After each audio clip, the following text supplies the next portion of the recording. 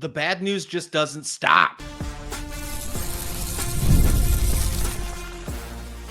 You are Locked On Kansas State, your daily podcast on the Kansas State Wildcats, part of the Locked On Podcast Network, your team every day. Yes, welcome on into Locked On Kansas State, your daily Kansas State Wildcats podcast. I'm your host, Christian Rao, and thank you so much for making Locked On Kansas State your first listen every single day. Welcome back to my everydayers. The news just keeps getting worse for this Kansas State offense as another injury has occurred, and they got to find themselves to get out of the gutter, and we'll see if that can happen without one of their top wide receivers now on a short leash game on the road to Arizona. Of course, we're going to find out the Dylan Edwards status right now, 50-50. We're going to dive into that on this conversation, an offensive conversation, at least in the first segment. Then we're going to switch sides, go to the defense, because there might be some bright tunnels. There might be some bright lights heading into the defensive sides, maybe some good news. We'll discuss that, as well as get some overall grades on how we felt about the defense against Army. It's probably not going to be great, but we'll dive into that one. And then at the end, I'm going to tell you why I think, although this doesn't really matter to Kansas State and might not matter for the rest of the season, why the AP poll is a joke. And if you're on social media, you're probably following along with that one. Hit that subscribe button as we continue to build on Locked On Kansas State every single day, bringing you Wildcat coverage like no one else. And on the press conference on Monday, Chris Klieman discussed that Jared Bradley will be out for multiple weeks. And this came on an injury that should have been a touchdown, but it was called back for an incompletion.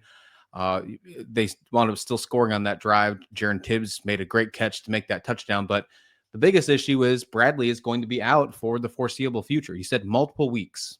So he said whether that's 2 or 4, we don't know yet. Waiting on some imaging was his response, Coach Chris Klieman, in the press conference in Manhattan before they're getting ready to, and just either, tomorrow, I'm guessing, is when they travel out to get ready to go to Arizona.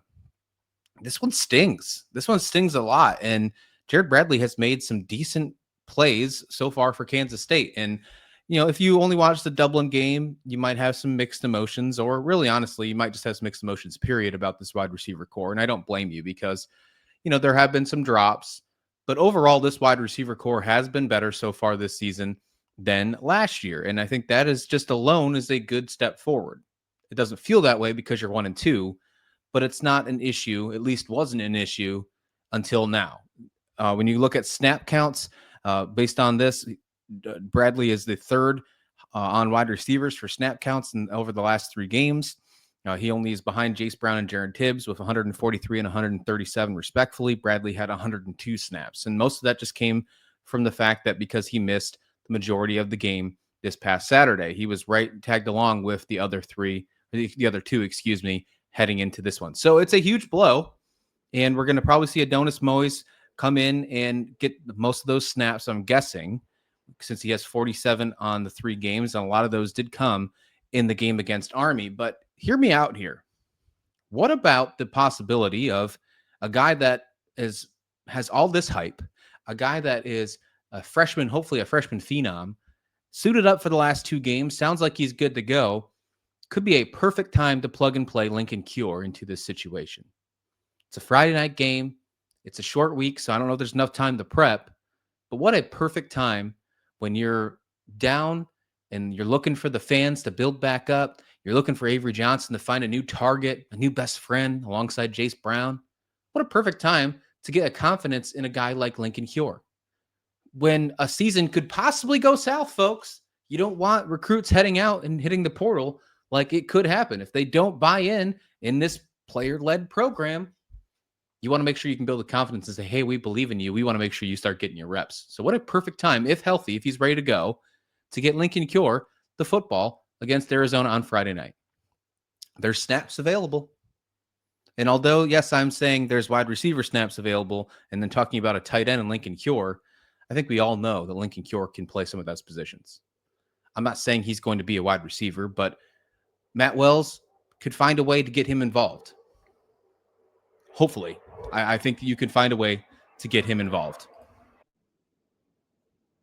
Adonis has done good in his snaps that he's come in, especially in the run blocking game, which is something that you need to see improve this season, really this week, not just the season, but this week for the rest of the season for the entire offense. So if you're trying to look for just that, for some quality snaps, for what is most likely going to be your wide receiver 3 in this rest of the conversation, I mean, he stepped up and did a pretty good job. Behind only Tibbs, who is doing a great job according to PFF in run blocking. I mean, he's the second best on the team, only behind John Pastore. I mean, beating out offensive linemen in the run blocking category, at least in his data points. Moyes is only behind him and Jace Brown on the wide receiver group for run blocking throughout the entire season. Did beat out Bradley in that category. But if you're looking for playmakers, and you absolutely need to look for playmakers, well, you have Sterling Lockett, who hasn't had a lot of snaps this year, only, I think, 6 offensive snaps total. Caleb Medford, the other transfer wide receiver, has only played 1 offensive snap. Sounds like he's going to be a special teams player if he does find the field. Hopefully we can see that step up more this week as well. There's got to be somebody who can break out and step out on this offense. Because if you lose a guy like Bradley, that size is already one factor that you're missing out on. But you're going into a game, now you only have 2 wide receivers that with proof of performance with Avery Johnson instead of 3. And that alone is big. Now, the tight ends haven't been utilized as much as they have in the past over the last couple seasons, especially last year, leading the country with 13 red zone touchdowns. Hasn't really happened at all this year with the tight end group. That could step up. And you could flex them and utilize them in other ways in the receiving core, in the receiving world of things, especially with a guy like Lincoln Kure. I think it's a great idea. I think you give it a shot. In a game that wide receivers was going to be a small narrative just for the fact that Trey Spivey was transferred and left for Arizona in this game. And he's not the top wide receiver for Arizona by any means, but you know, if you're an everydayer and you're a Kansas State fan, you know where he went. And this is a game that you circled on it because you knew that this is a transfer in Trey Spivey that many people wanted him to stay with Kansas State, goes back home to Arizona, finds a spot on the offense to play. Now the narrative got a little bigger because one of your receivers that did replace Trey Spivey is going to be out to either 2 to 4 weeks, and hopefully it's the sooner, not the later, on that type of regard. You got to remember, after this game in Arizona, you have a whole week off before UCF. So hopefully, if it's a 2 or 4 week timetable that Chris Klieman put out, if that 2-week timetable is 2 actual weeks, not 2 game weeks, then maybe he'll be back in time for UCF. Either way, we need to get him back for the meat and potatoes of this Big 12 schedule. And remember, Arizona is technically a non-conference game. As for Dylan Edwards, wrapping up this whole injury conversation on the offense, because it's a disaster. It's an absolute disaster of having these type of injuries. You're trying to make a comeback. You're trying to move forward. It's not even really a bounce back or a statement win kind of situation anymore because you're 1-2. You're trying to move forward to make sure the season doesn't tumble and spiral out of control before you get to the Big 12 play, with the exception of Iowa State. Dylan Edwards is 50-50 chance of playing on Friday. He didn't practice on Monday, according to Chris Klieman. We'll find out if what happened if he practiced it today. The coordinators are going to speak on Wednesday instead of Thursday because of the traveling. So we'll have that conversation with you on tomorrow's or Thursday's episode, depending on when it comes out. But 50-50 chance. He says if you had an injury report this week, which you don't, because although they're 2 Big 12 teams, it's technically a non-conference game. He said he'd put Dylan Edwards either as that questionable or doubtful category. So take it as you will. I'm going to lean saying that he is probably not going to play. I didn't like the language and the demeanor that I was getting from Chris Klieman on that conversation. It didn't sound like he was very hopeful that Dylan Edwards is going to play. I could be surprised. And if that happens, then great. But on a short week, not already practicing on the Monday practice, you got to still travel. I'm not expecting Dylan Edwards to play. But I don't have any other information other than hearing Chris Klieman say 50-50. But there is possibly some good news for the Kansas State defense when it comes to injuries, and something that they absolutely need, some depth on the offensive line. Let's discuss that next right here on Locked On Kansas State. Hey, it's time to fuel up and turn it up with 5-Hour Energy Transfusion. The grape, ginger, and lime-flavored shot brings iconic taste to the golf course favorite to a non-alcoholic boost. You know, whether you're out enjoying the course or just need a little extra push to power through your day, 5-Hour Energy Transfusion delivers the clubhouse flavor you love without ever leaving the green. If you want to get out there and golf, like for me, I like to get out there right now. This is the perfect weather for me. It's not 80 out in the Pacific Northwest anymore. We're starting to get cool down weather temperatures. It's getting a little breezy, but still good enough for golf.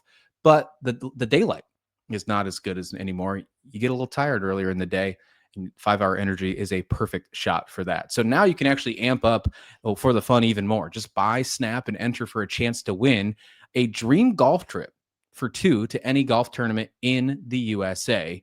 So tee up that trip. Visit 5hewin.com for full rules and entry. No purchase necessary. This does exclude the Masters tournament, but it ends October 31st, 2025. This episode of Locked On Kansas State is also brought to you by our good friends at FanDuel. The NFL season is here, and FanDuel is making sure you are ready for kickoff. Can't miss offer. Right now, new customers can bet just $5, and if that bet wins, you'll get $300 in bonus bets to use across the app.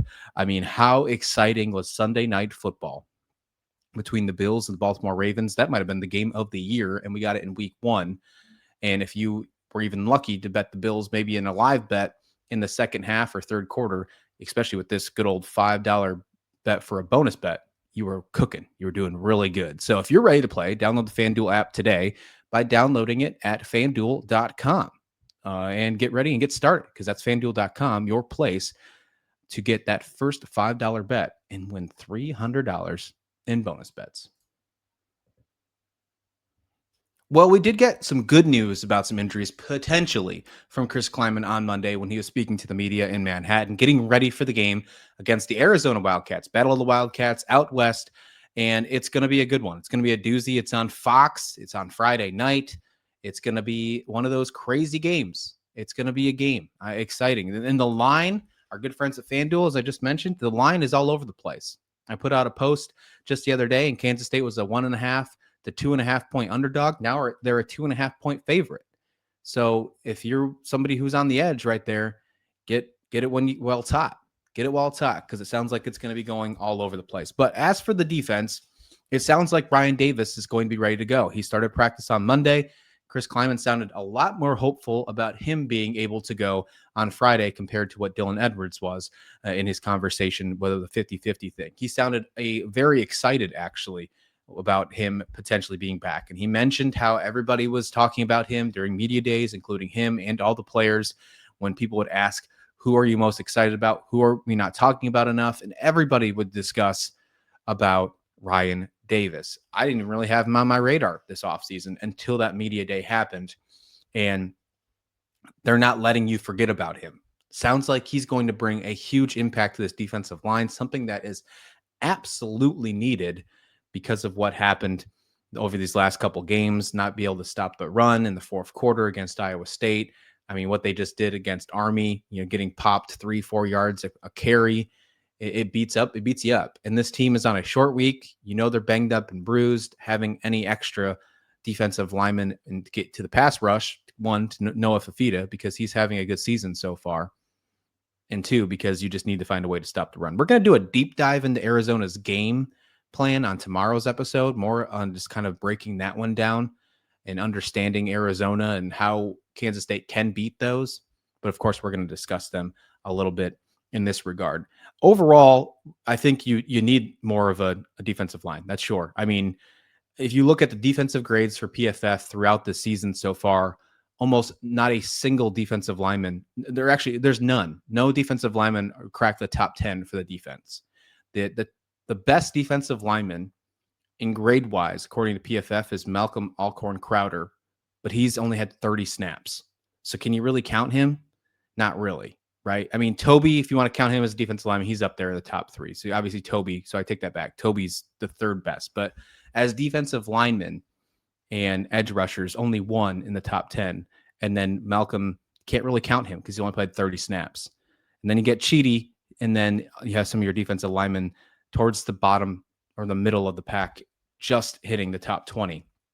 You need a lot more help when it comes to depth on that defensive line. When you're looking at some of these players like Damian, who's played 169 snaps across 3 games, that just can't happen. And Chris Klieman has said that multiple times over the press conferences, over the season so far already in the first 3 weeks, that they can't have some of these veteran players, and especially when we're talking about big guys in the trenches, play that many snaps and think that they're going to have that type of performance that you think they can have, because they're gassed. And we have seen that in 2 of the 3 games already this season. Iowa State in the fourth quarter and really Army the entire second half.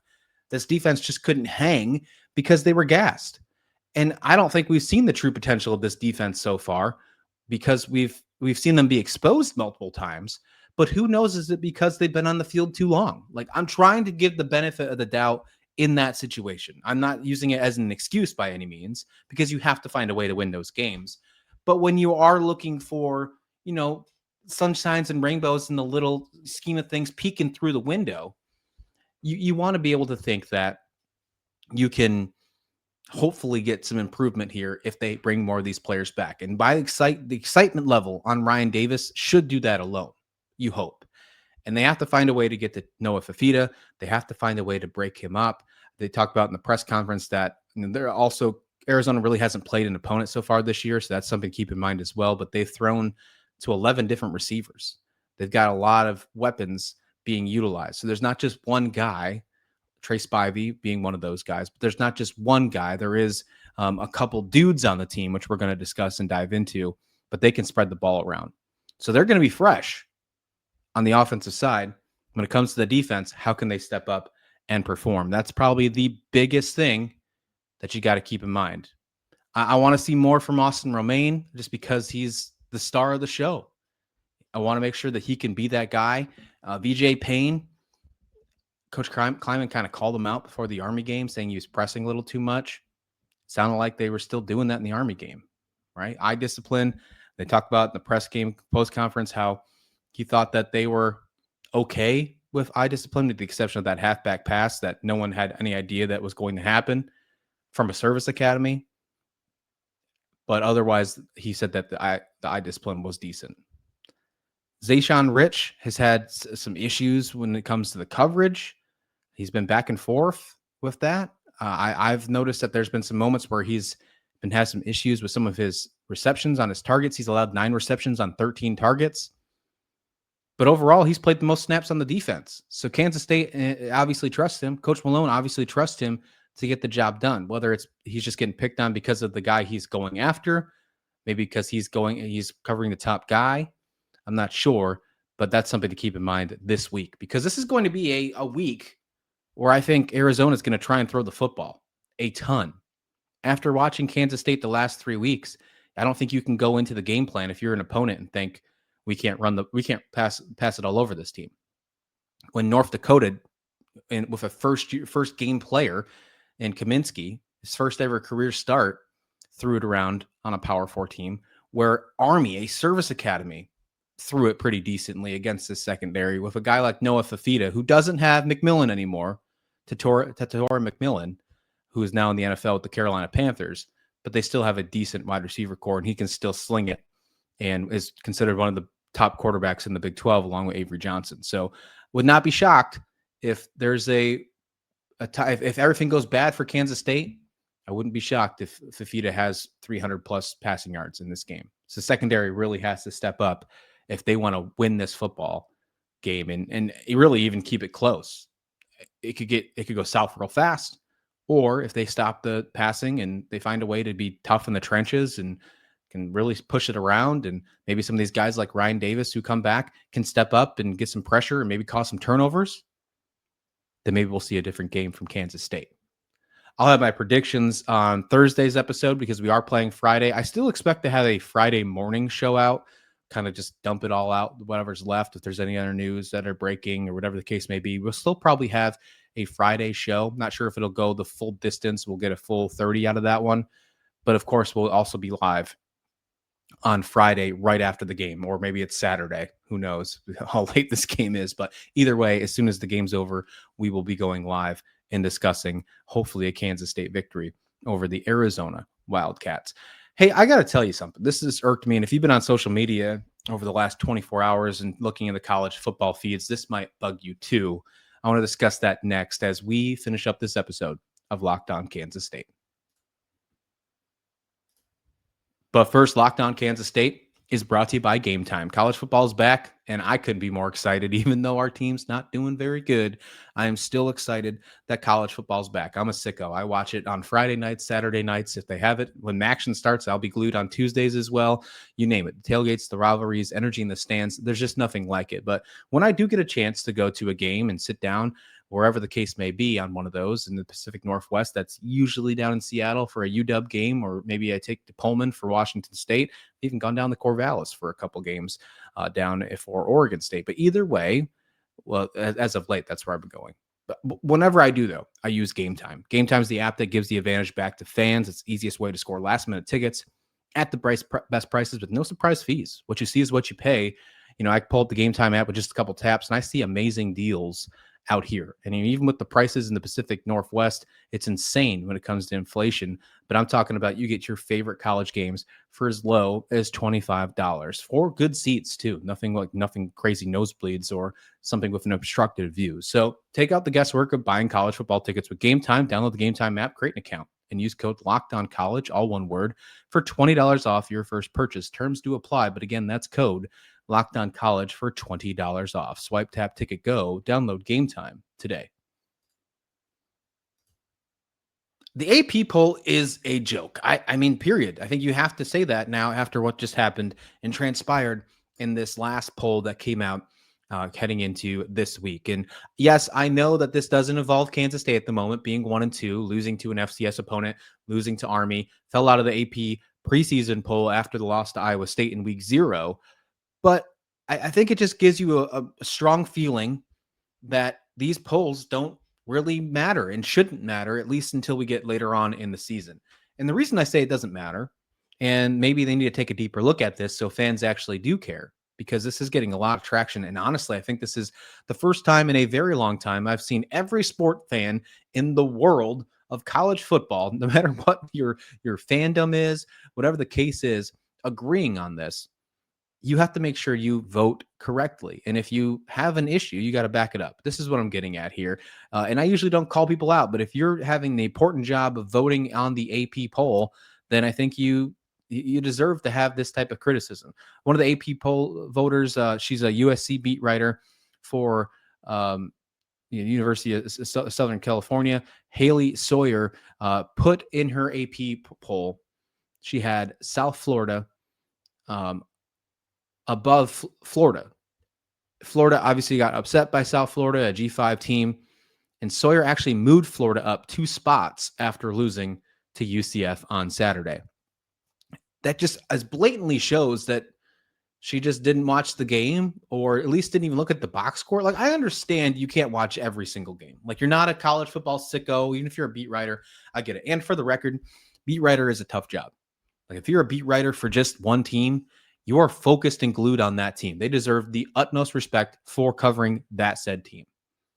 But if you also have a responsibility to vote to who's going to be in the AP Top 25 poll, especially a team like a G5 team who's trying to build their program, like UCF, who's coming out from the basement, from the graveyard, trying to be better than Florida State's and Miami's and just trying to win recruiting battles, that's money on the table that you're missing out. And if you have a poll that has the team that they beat above them and actually move them up a spot, it blatantly shows that they're just not doing it right. Now, she's not the only one that's made mistakes in this. There's been other ones who have had Alabama still ranked higher than Florida State when Florida State beat Alabama, beat them handily. There are, just the actual AP as a whole, all the voters in unison.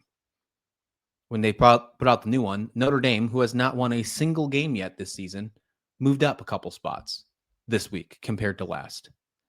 They moved up in a poll, and they're winless. I mean, it's insane. It's absolutely insane. For the record, we look at the Big 12 just because we're in the conversation over the Big 12. Iowa State ranked 14th, the team that beat Kansas State. Now, remember, Kansas State and Iowa State were the only 2 teams for the Big 12 ranked, and Texas Tech as well. Texas Tech's still there. They're 21st. Utah jumped up from unranked to 20th, and I think they should actually be a little higher. So you have, at the moment, 2 teams that are still ranked in the top 25 that Kansas State has to play this season. All 3 of the Big 12 teams that are ranked in the top 25 are on Kansas State's schedule. You already knocked off Iowa State from your schedule. They knocked you off, but you know what I'm saying. But either way, putting a team like Florida, although they did not get ranked overall in the AP top 25 poll, putting them above a team that they beat in recruiting battles is just egregious. It's negligence when you're spending so much money in the transfer portal, NIL, college players and recruits changing their lives by deciding what program they go to. I mean, it does actually mean something there, but we shouldn't take it as serious as we do because those are the people who are making that vote. Absolutely insane. Hey, a couple fun things. Deuce Vaughn getting signed to the Denver Broncos practice squad after being released when the 53-man rosters came out from the Dallas Cowboys. So with him and Sean Payton, that should be really fun. He did really good with Darren Sproles, former Kansas State legend, as well. So kind of gets that into the mix. And if you go back and look at this past week, although the Broncos didn't play very good offensively overall, they did get the win against the Titans. Bo Nix didn't look very good. But the running game looked very strong. J.K. Dobbins and R.J. Harvey both got a lot of rushes. They both looked pretty decent. Maybe there's a spot for Deuce Vaughn in that Broncos running back room, even if it's just with the special teams. I think he could have a nice – Sean Payton likes to do that. Really good. Jacob Parrish played really good for the Buccaneers in his debut. Marcus Siegel, also for the Niners, recovered a fumble. That was a pretty big fumble against the Seahawks in his debut. What they said on the broadcast was – a rookie, Marcus Siegel, getting to start as safety, a very surprising start for the rookie out of Kansas State. So already making a name for him. And of course, the Dallas Cowboys beating the Super Bowl champs Philadelphia Eagles with Connor Riley at the offensive line coach, and of course, Cooper Beebe on that line. So fun stuff for just some of the Kansas State guys. I didn't mention all of them. Tyler Lockett, obviously playing for the Titans now and his new team. But overall, a pretty good week for former K-Staters in the NFL. So pretty fun stuff there. Hey, tomorrow we're going to get back into it. We're going to dive into really a breakdown of Arizona Wildcats so you can get a coverage and good look at there. We're going to dive into Noah Fifita, what he's done good so far, some of the narratives that were with this team last year, and then what has changed so far this year. Their defense didn't look that great last year, but why that's changed so far in 2025 and how we can beat this team in all three facets of the team. All three facets of the game, how we can beat this team and find ourselves back to 500 as we go to the bye week and get ready for Big 12 play yet again. Please like the video. Please subscribe. We'll see you back here next time right here on Locked On Kansas State.